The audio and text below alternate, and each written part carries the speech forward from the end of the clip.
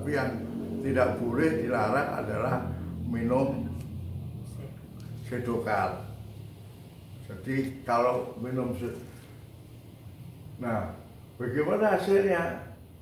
Tidak semua obat ini bisa menyembuhkan, ternyata hanya 80% saja.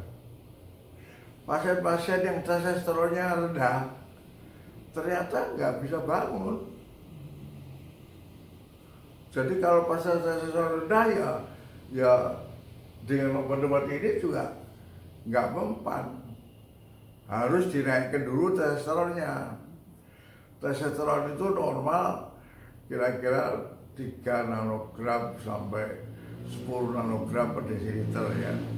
Kalau kadarnya 3 ya nggak bisa ereksi. Jadi testosteronnya dinaikkan dulu sampai 5, 6, 7, 8, 9, 10. Sekarang ini banyak sekali obat-obat di pasaran yang menjual obat-obat testosteron. Testosteron itu yang paling bagus diolesin di perut ya. Karena apa? Karena kalau diminum dia sampai di usus, kemudian masuk vena porta, masuk liver, dihancurkan sehingga kadar yang di dalam tubuh cuma naik 10%. Jadi per oral testosteron itu tidak bagus. Yang paling bagus ya injeksi pakai Sustanon 500 atau pakai namanya apa, obat lain yang 1000 mg itu intravena 3 bulan, atau pakai apa, pakai krim androgel namanya, dengan kombinasi antara testosteron dan PDE5. Ini keberhasilannya naik dari 80% menjadi 90%. Masih ada juga yang tetap tidak bisa ereksi walaupun dengan hormon, walaupun dengan obat-obat Viagra ataupun Cialis, tetap nggak bisa ereksi.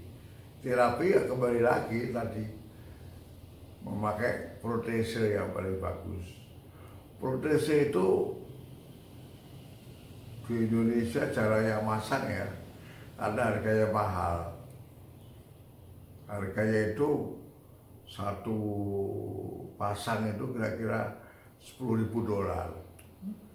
Dan juga pengalaman memasang kita itu juga tidak banyak. Dan kebanyakan orang-orang Indonesia kalau udah berumur tua juga kehendak untuk seksual itu berkurang.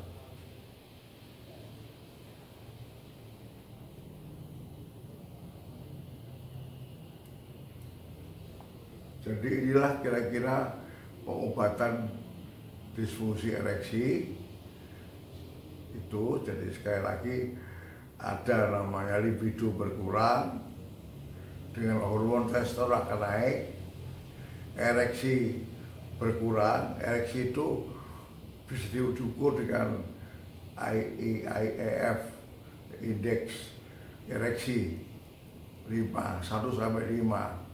Kalau dengan obat-obat ini dari 3 jadi 4, dari 4 jadi 5, jadi 1, 2 itu nggak bisa penetrasi. Kalau 3 itu bisa penetrasi tapi tidak sempurna. Kalau 4, 5 itu bisa penetrasi. Jadi dengan obat-obatan 5-HTP alpha inhibitor ini bisa menyebabkan ereksi naik derajatnya dari 3 ke 4, 4 ke 5. Tetapi libido itu hanya bisa dinaikkan dengan jalan pemberian testosteron. Ada libido 1000 itu diberikan suntikan testosteron 1000 mg intramuskuler dalam waktu 3 bulan.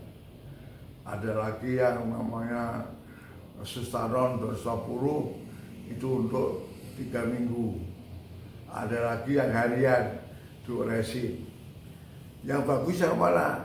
Yang anatomis seharian. Karena kadarnya itu berkisar antara 5-6 sehari. Kalau yang injeksi sampai 1000 gram itu kadarnya kelewat tinggi, kadang-kadang sampai 20. Iya Mas ya. Kelewat tinggi. Dan kalau yang turunnya libido, Kalau libido yang turun harus diberikan testosteron. Tetapi syarat untuk diberikan testosteron harus PSA-nya kurang dari 4. Karena kontraindikasi untuk kanker prostat. Kalau PSA-nya lebih dari 4, hati-hati, itu nggak mungkin kanker prostat, nggak boleh diberikan hormon testosteron. Ada lagi yang belum. ya. Jadi tadi kan disfungsi ereksi itu kita bagi libido, ereksi, dan ejakulasi dini. Nah, ejakulasi dini itu yang paling banyak dijumpai sebenarnya. Jadi orang yang biasanya waktu muda masturbasi itu biasanya ejakulasi dini. Jadi hubungan suami istri baru 1 menit, 5 menit sudah keluar. Nah itu dibilang tidak kuat, padahal itu bisa ereksi, tapi nggak lama. Obatnya bukan sildenafil, bukan hormon, tapi obat-obat lain, beda sekali. Jadi harus dibedakan antara disfungsi ereksi dan ejakulasi dini. Kalau ejakulasi dini itu ereksinya bagus, keinginannya bagus, tapi hanya 1 menit sudah keluar. Nah itu yang kebanyakan ya. Kebanyakan orang itu menganggap itu tuh impotensi namanya. Itu bukan. Itu difus. Itu namanya apa namanya? Retrograd, itu namanya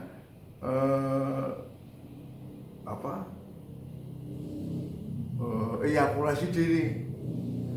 Kalau ejakulasi dini terapinya biasanya kita memakai terapi obat-obatan. Ada yang memakai antidepresan.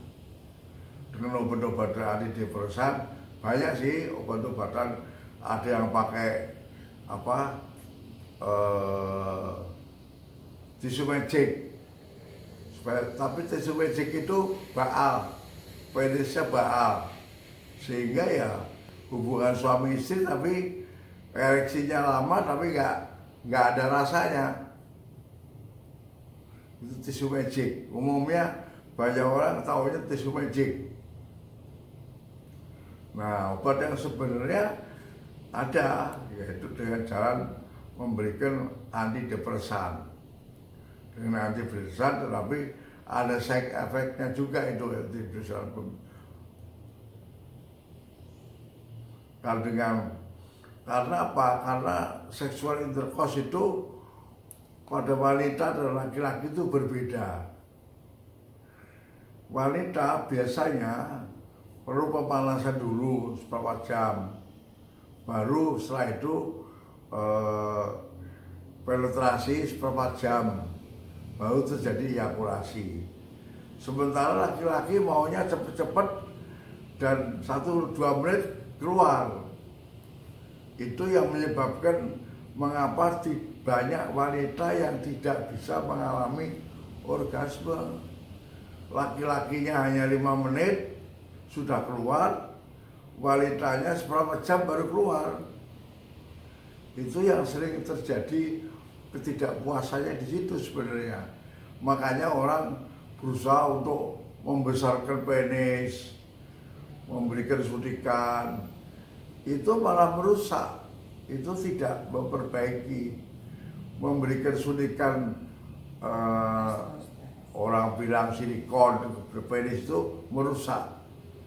Silikonnya nanti akan menginfiltrasi ke kulit, kulitnya rusak, dan akhirnya terjadi luka yang parah yang akhirnya harus dibuang kulitnya, diganti perisnya. Itu yang kebanyakan terjadi ya. Jadi orang tidak puas hubungan seksual dengan istrinya karena dia kecepatan, pengobatannya malah penisnya itu digedikan, kulitnya aja yang tebel. Corpus cavernosumnya tetap aja, sehingga ya penisnya gede, kulitnya tebel, nggak bisa masuk juga. Malah saya sering malah harus membuang sikatrik itu, dibuang sikatriknya, dikembalikan kepada penis yang normal. Kalau memperbaiki penis ya tadi, kalau libidonya kurang harus dikasih hormon, kalau ereksinya kurang harus dikasih obat-obat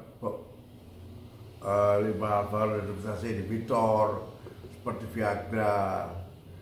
Kalau ejakulasinya kecepatan harus dikasih obat-obat antidepresan. Nah sekarang ini banyak sekali orang yang tidak mengerti itu, salah kaprah, dikiranya penisnya kecil. Enggak, penis itu enggak ada yang besar, enggak ada yang kecil. Penis itu cukup, wanita itu rangsangan G-spotnya itu cuma 5 cm dari mulut vagina. Jadi penis berapa aja itu untuk wanita itu cukup. Yang kurang adalah kekerasan ereksi dan lamanya rangsangan. Nah itu yang perlu dipahami oleh banyak orang mengenai hubungan suami istri. Ya. Ada lagi yang